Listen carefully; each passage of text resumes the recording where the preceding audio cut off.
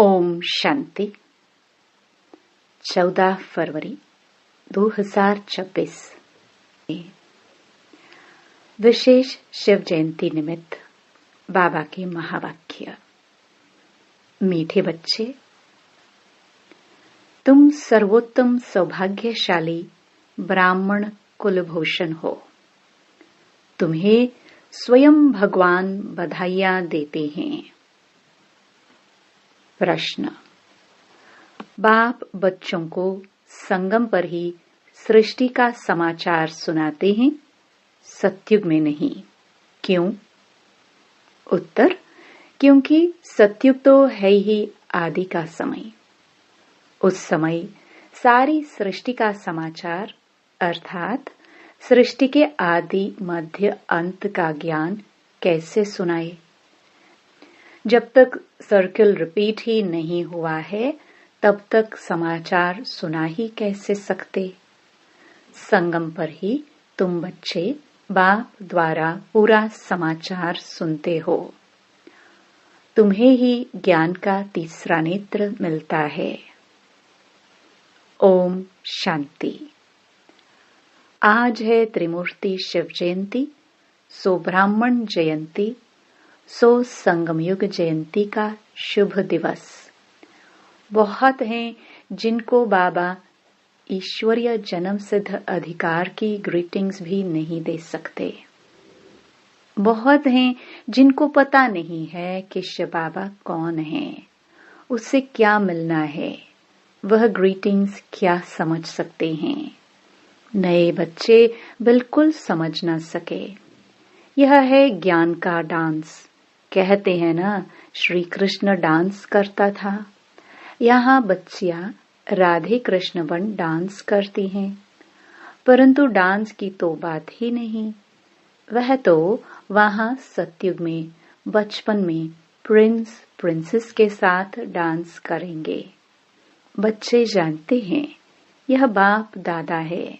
दादा को grand father कहा जाता है। यह दादा तो हुआ जिस्मानी फादर। यहाँ तो वंडरफुल बात है। वह दादा है रूहानी और यह है जिस्मानी। इनको कहते हैं बाप दादा।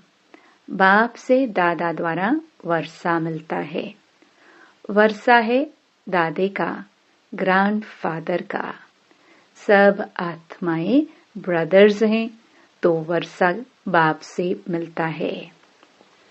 बाप कहते हैं तुम आत्माओं को अपना शरीर, अपनी कर्मेंद्रियां हैं।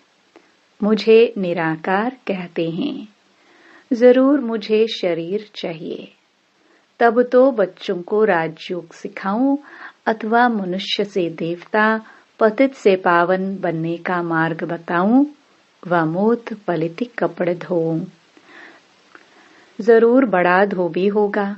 सारे विश्व की आत्माएं और शरीर धोता है। ज्ञान और योग से तुम्हारी आत्माओं को धोया जाता है। आज तुम बच्चे आए हो, जानते हो हम शिव बाबा को बधाइयां देने आए हैं।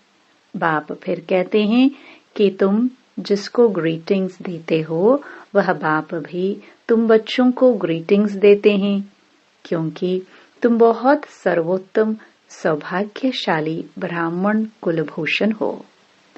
देवताएं इतने उत्तम नहीं हैं जितने तुम हो। ब्राह्मण देवताओं से ऊंच हैं। ऊंचते ऊंच है बाप। फिर वह आते हैं ब्रह्मा तन में। उनके तुम बच्चे बहुत ऊंचते ऊंच ब्राह्मण बनते हो।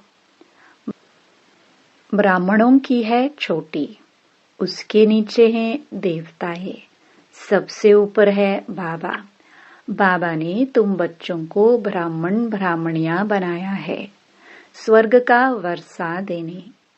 इन लक्ष्मी नारायण के देखो कितने मंदिर बनाए हैं, माथा टेकते हैं।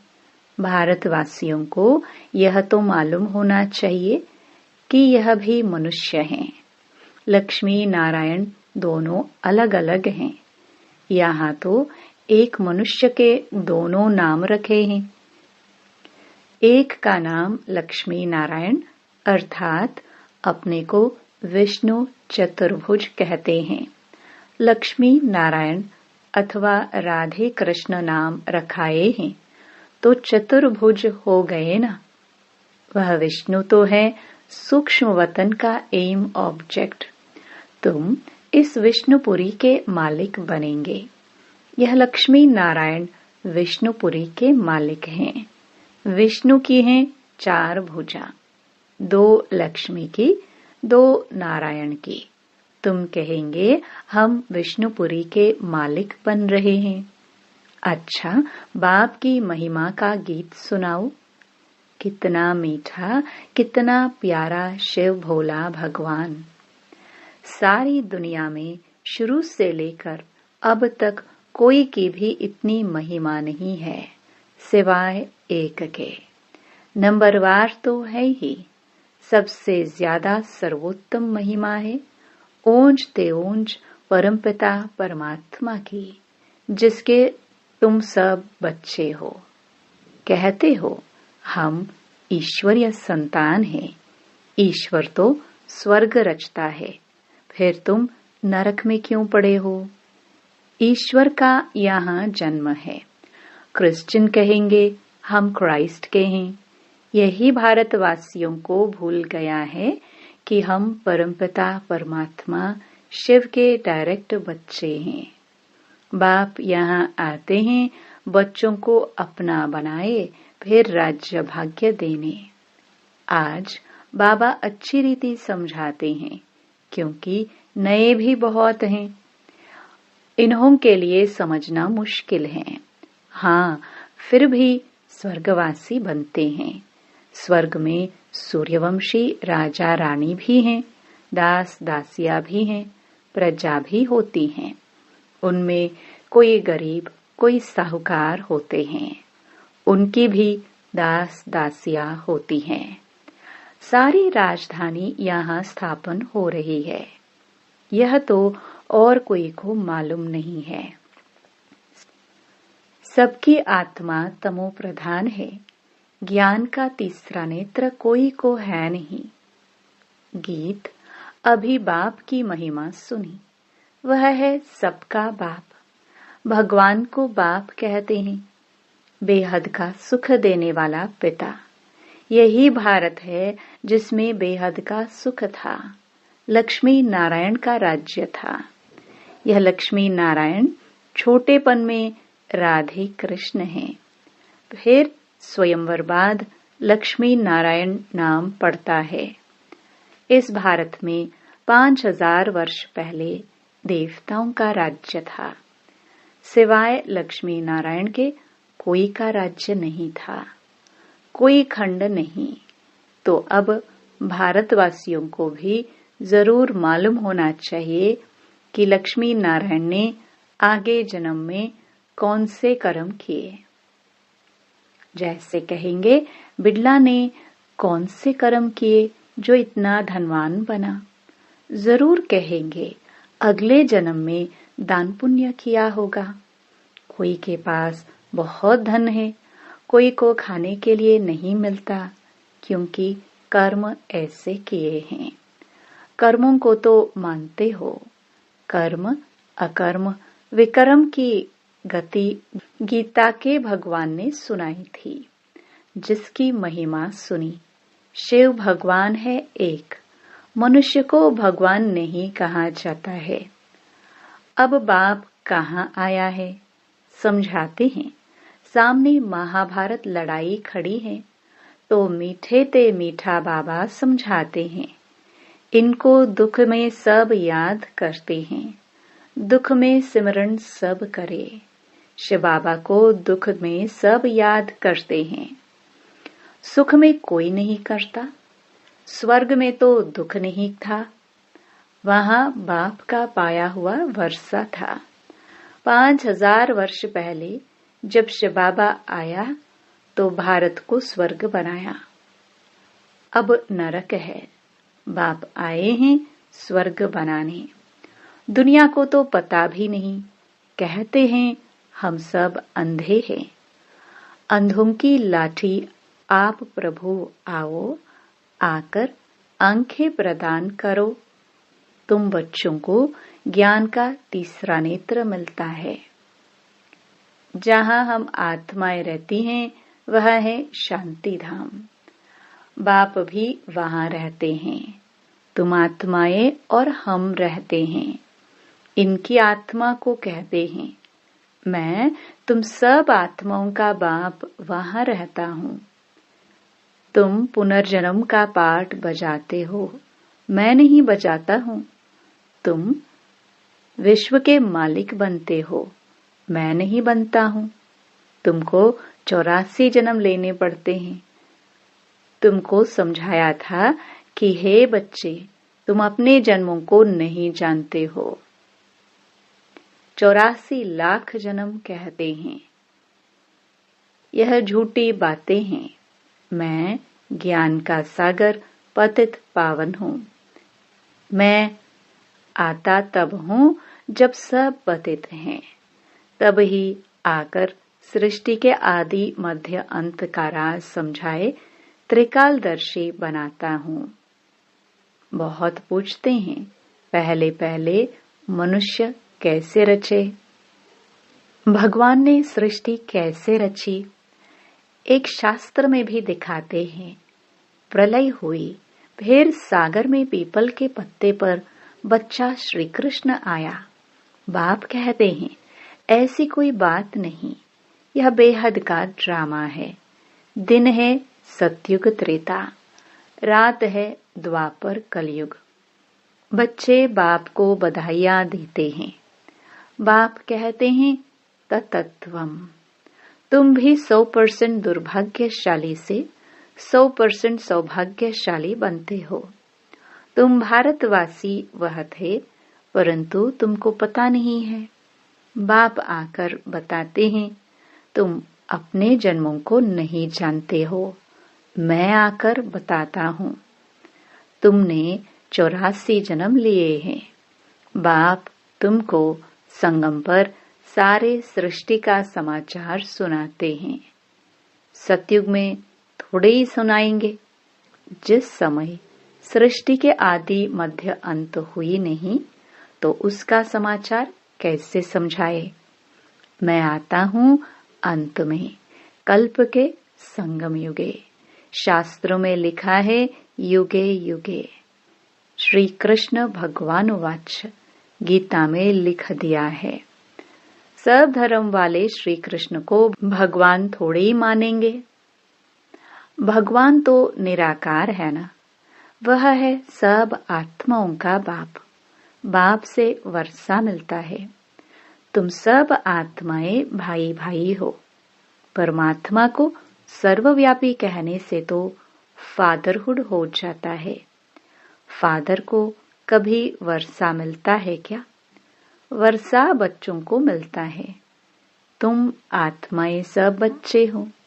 बाप का वर्षा जरूर चाहिए। हद के वर्षे से तुम राजी नहीं होते हो, इसलिए पुकारते हो। तुम्हारी कृपा से सुख घनेरे मिले थे। अब फिर रावण द्वारा दुख मिलने से पुकारने लगे हो। सबकी आत्माएं पुकारती हैं, क्योंकि इनको दुख है, इसलिए याद करती हैं। बाबा आकर सुख दो। अभी इस ज्ञान से स्वर्ग का मालिक बनते हो।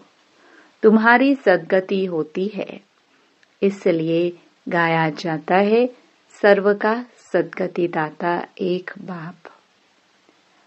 अभी सब दुर्गति में है, फिर सर्व की सद्गति होती है। जब लक्ष्मी नारायण का राज्य था, तो तुम स्वर्ग में थे, बाकी सब मुक्ति धाम में थे।